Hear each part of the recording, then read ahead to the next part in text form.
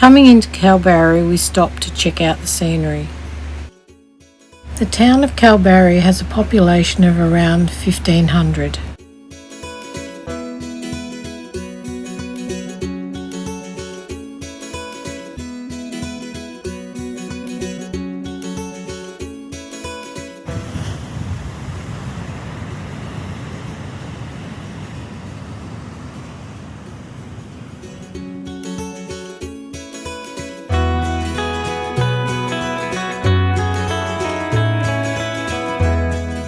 Entering Kalbarri National Park, we got a 28-day day pass. Just parked up here at Kalbarri, ready to go in and have a look at the Skywalk. Had to leave the caravan here, they won't let you take it in, so we've unhitched it. Hopefully it's going to still be here when we get back. Kalbarri Skywalk was a must-do for us. Seeing it on YouTube and other television programs, you just knew you had to check it out. Okay, let's go and have a look. No drones allowed. Toilets over there. Oh, live possum. Night stalker.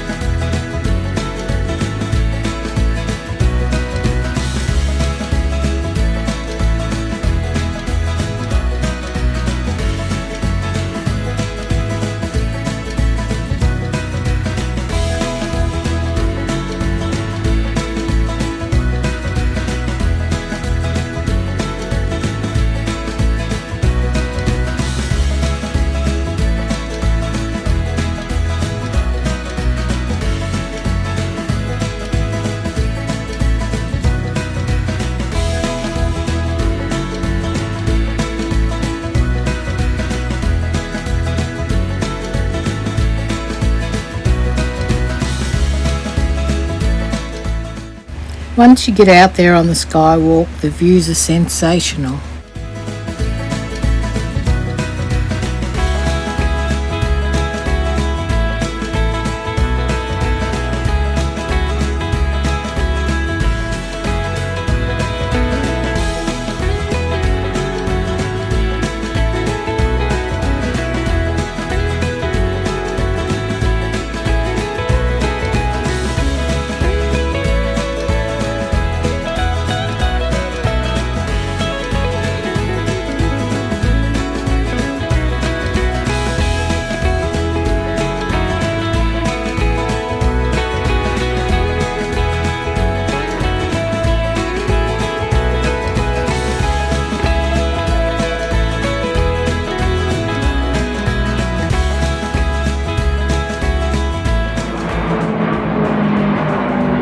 We even got an air show.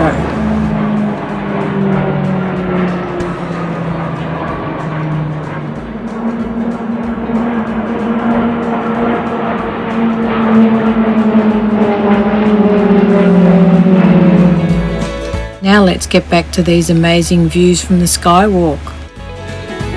The two cantilevered viewing platforms, they hang mid-air 100 metres above the gorge.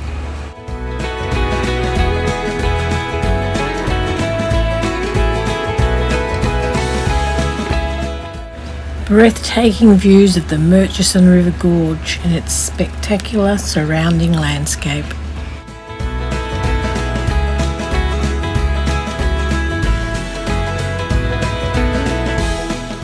There's Max waving, and I'm waving back. Next it was off to nature's window.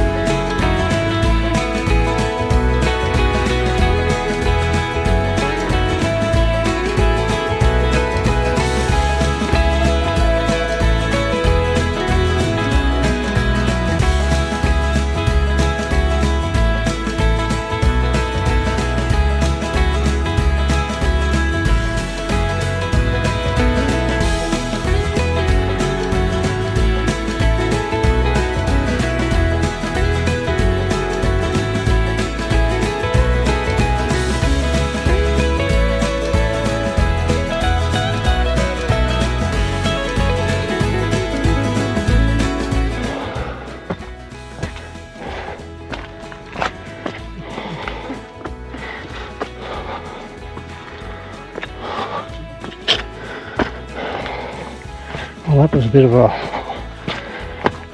spectacular spot.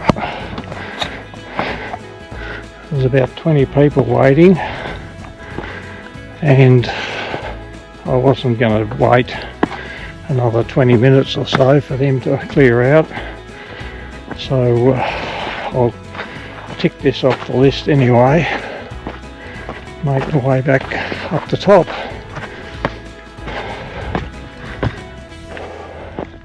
Back to pick up the van and then we'll be on our way. There's parking space for 5 vans or boats. Murchison House Station was our next stopover.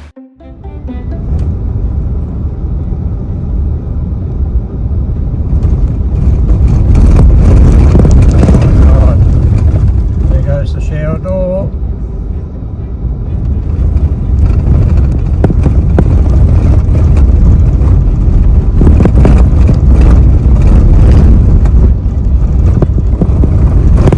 Well, their email did say it is all-wheel drive accessible, however the access road is 4 unsealed dirt road maintained by the Shire of Northampton, and it can become corrugated at times.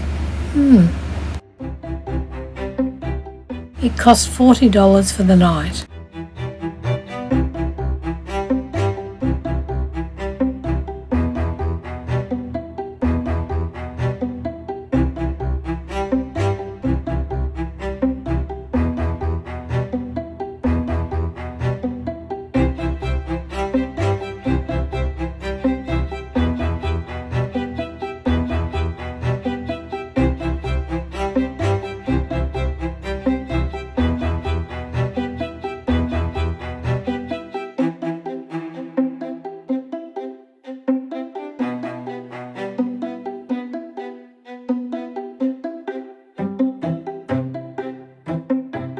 They do run several tours. One, a historic homestead tour with morning tea, is $45. They have a 2-hour quad bike safari that's $155.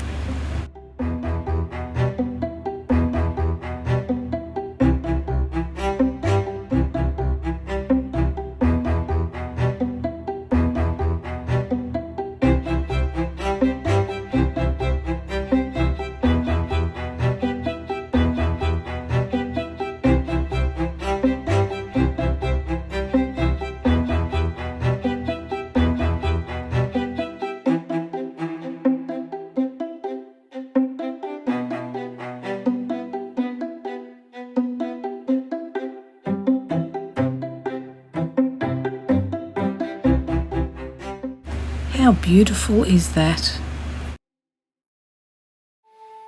Next, we were off to Denham.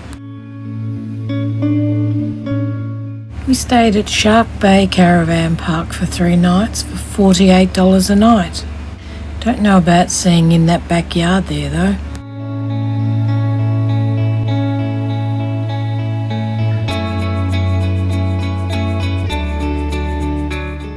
We went for a wander down the jetty and then along the foreshore.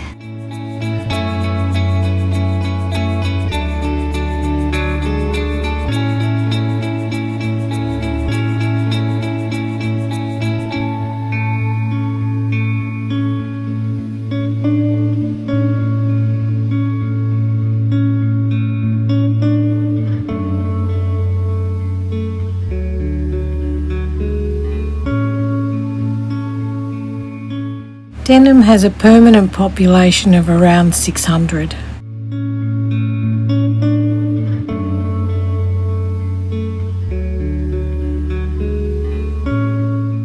The good old thong shack. Not sure how many thongs there'd be on there, didn't count.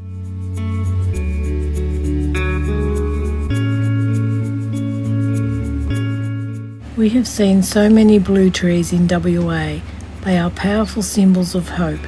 Silent yet unwavering reminders that you don't have to face your mental challenges alone. It's okay not to be okay.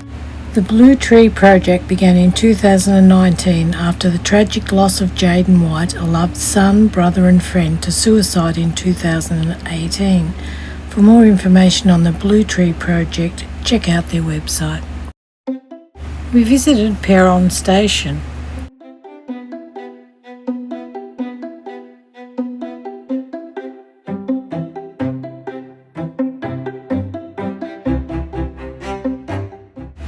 The old overseers' quarters have been converted into a display.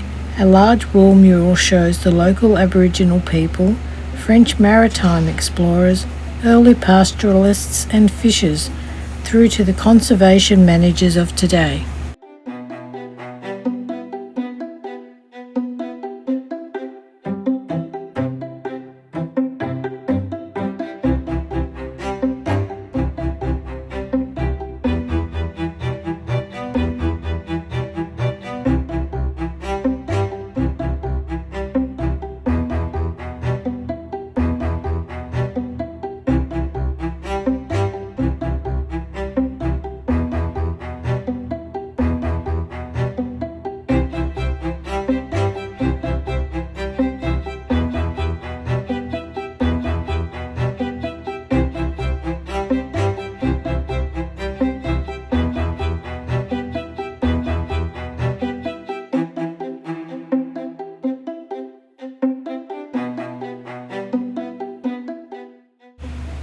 A self-guided walk explains the history and operation of the shearing shed, shearers' quarters and stockyards.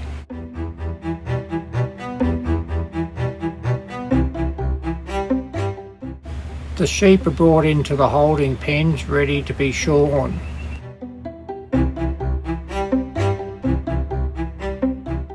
The fleece is laid out on the inspection table and graded accordingly.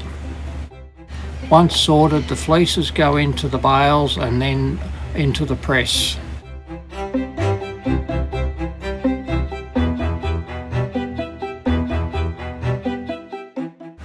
Up to 6 shearers can line up here shearing the sheep, and then once completed, the sheep go out the chute into the yard.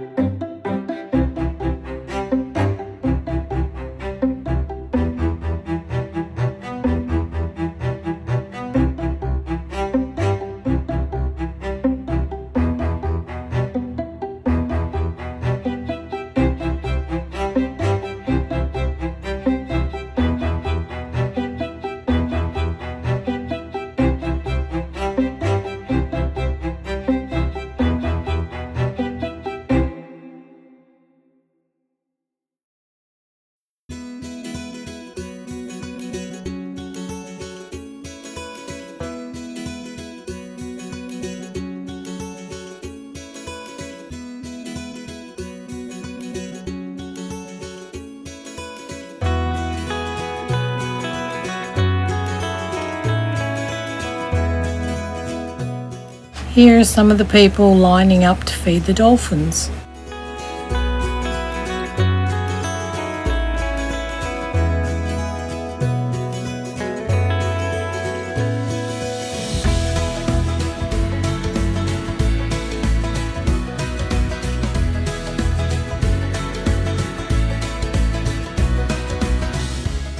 We went for a cruise on the Aristocrat 2, which is a second-generation family-operated business.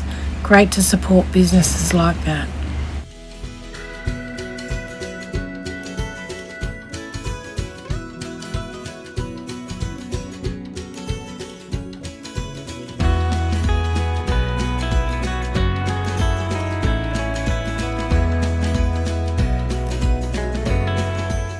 Max was fascinated by the sail going up.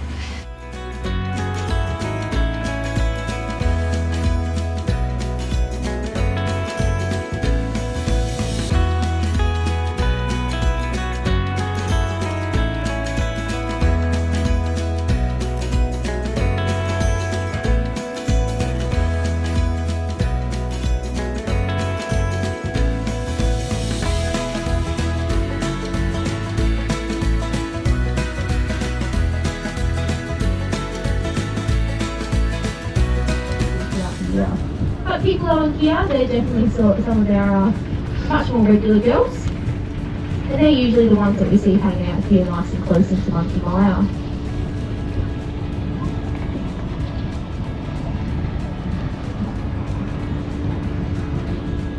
Now, a lot of people think the reason why people on here hang out around the beach is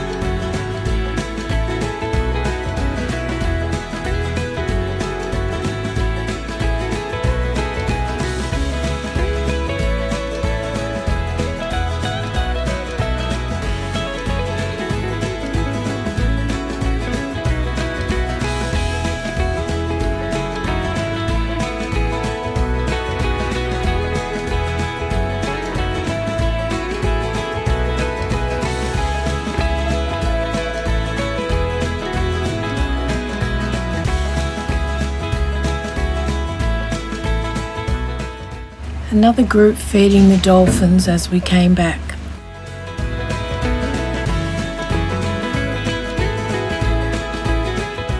In our next video we'll be at Carnarvon.